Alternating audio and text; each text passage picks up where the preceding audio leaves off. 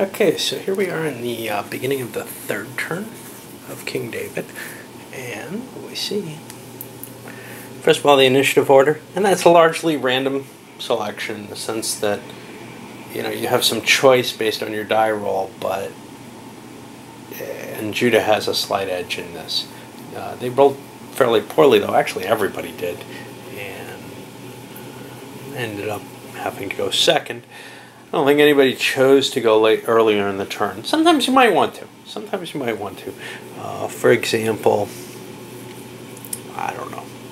So for example, right here, Judah might have wanted to go before the Philistines, which they're doing, in order to strike these units before they can kind of fade away and reduce their difficulty.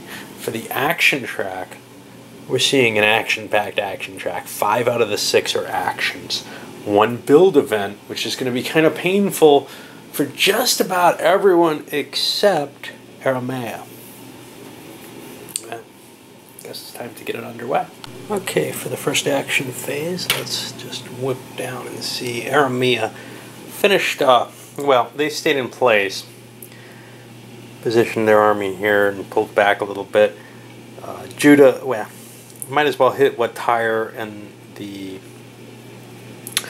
Tyre moved forward, kind of trying to trap this guy, and the Bedouins launched an attack here, managed to get a hit in for whatever it's worth, but then they had to disappear. They only stay for so many turns.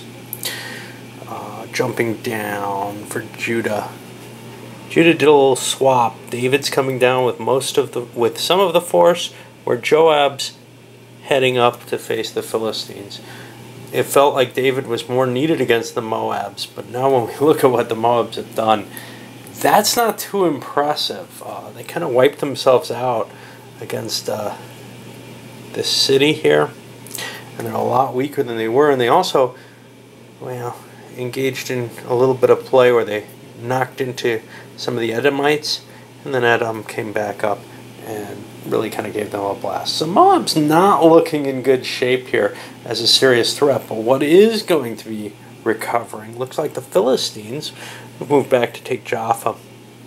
It's a tough trick. It really looks like, I mean, Judah has enough force to handle all their opponents. They just have to be careful in allocating it, and by splitting in the way that they have, I think they've got the superiority in every direction. But I'm not sure how important that is. Keynote, Aramea did not. We have this alliance between Moabs and the Philistines, which was kind of iffy, but Aramea did not choose to ally with the Philistines and hand them a bunch of resources, which would have been maybe a clever thing to do. I'm not sure. Anyway, we keep going, and we hit another action phase. Okay, let's go over this current action phase quickly. Arameans kind of slipped through, made an attack, and broke up this Tyrian stack, then withdrew up here. The rest is still staying in the fields because of their chariots, but they really can't afford to cede all the hill lands. They've got to build some infantry and stuff to keep challenging the Tyrians. This is a long way from where Tyre is going to be building troops comparatively, so it should be an interesting fight that kind of centers in the areas that Tyre currently has. Tyre pushed forward, kind of splitting up to get most production. It doesn't really matter. It's actually a build phase, not a resource phase. I probably was thinking that it was a resource phase, but well, you know, some mistakes I gotta leave.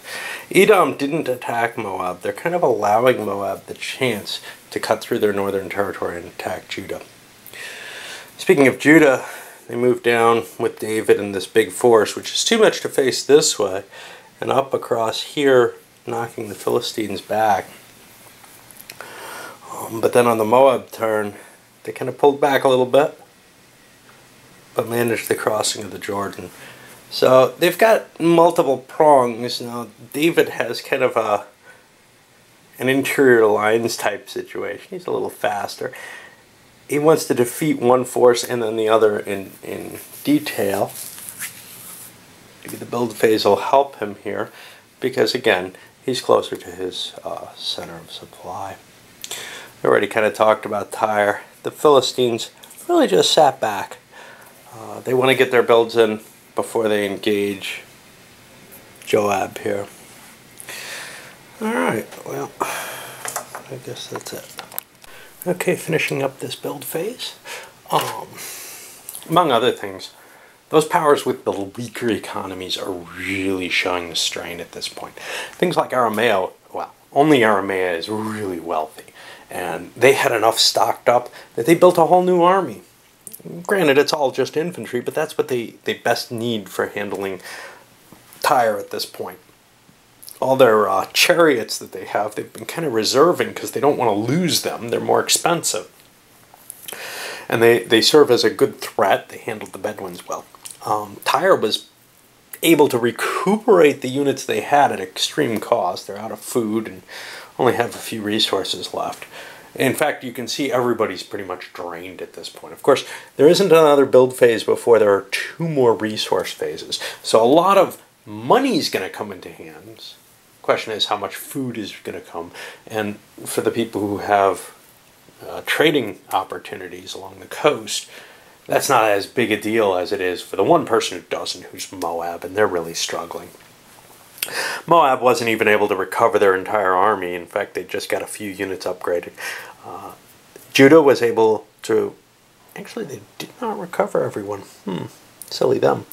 But this is not too important a unit. It's kind of operating off on its own, grabbing these either Philistine or neutral areas. Of course, there are some cities up there that will have to be sieged at some point before Judah can win the game. But they have a sufficient force here to handle whatever's down here. They built a new force here to handle this. So they should be in pretty good shape. The one that's really in the best shape in this area may be Edom. Tyre does not want to use them to harass Moab because things look so bad for the Philistines. They were able to recuperate most of their army and build an extra infantry, but they're straight out of cash at this point. Now we've got a flow of 3 straight action phases. It's quite possible that at the end of this turn, Judah may be in, with all the action phases and their strength, Judah may be in a position where they've already won. I think the auto victory makes that quite likely. I'm kind of wondering if you'd want to remove that. There's hints that it might not, that it might actually be kind of an option, but it's not absolutely clear in the rules. You'd get more of the full 40-year span of King David and, you know, the ability of something like Aramea to eventually take on Judah in the game. And in some ways I'm kind of regretting playing this with these automatic victory conditions. I think they make for an interesting balance of power game and a more interesting shorter game, but something in me likes the bigger games. You might actually see me saying, I'm actually enjoying this enough, I want to play it out for the entire reign. On the other hand, I'm most of the way through my rules for EU, so I'm just doing a light skimming, and then I can start setting it up and playing it. And I don't think too many people are interested in this. Although for me there's kind of a, well, you know, I like this game. It's easier, I don't have to face all those rules right now. I'm sure I'll get hooked into the EU once I start playing it again. Alright, so into a series of the action phases.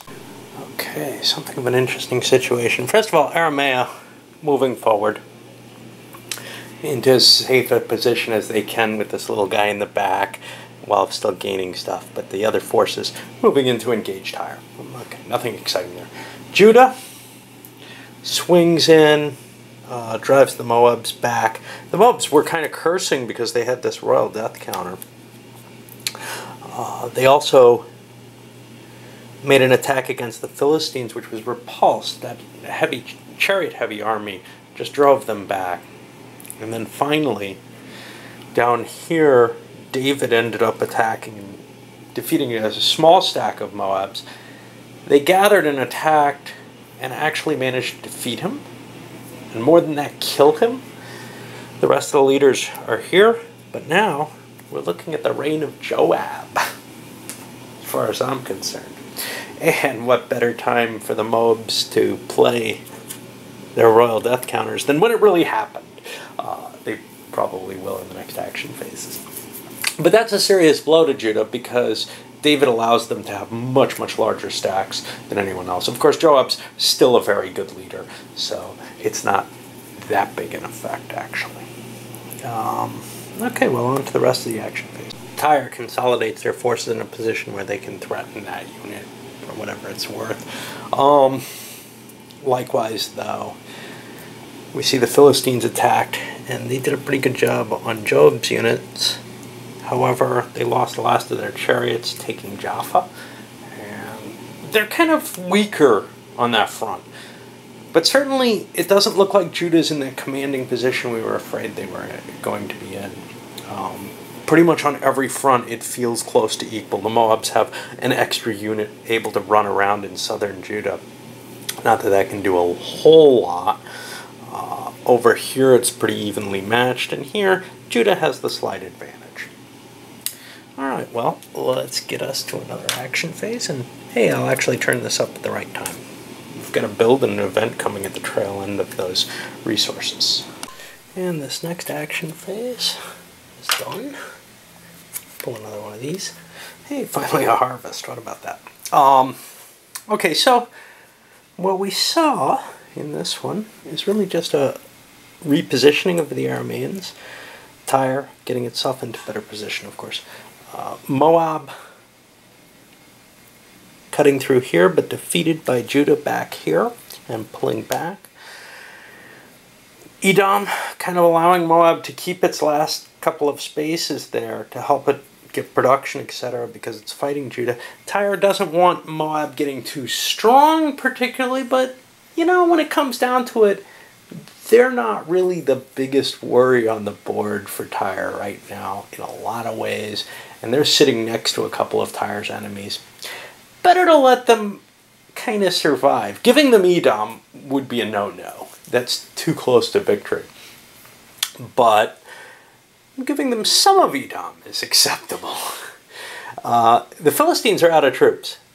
They launched, or got an attack launched on them by Judah, and Judah was unable to convince them. Well, they did not want to try this. They would have needed to roll an 8 to succeed in taking Jaffa.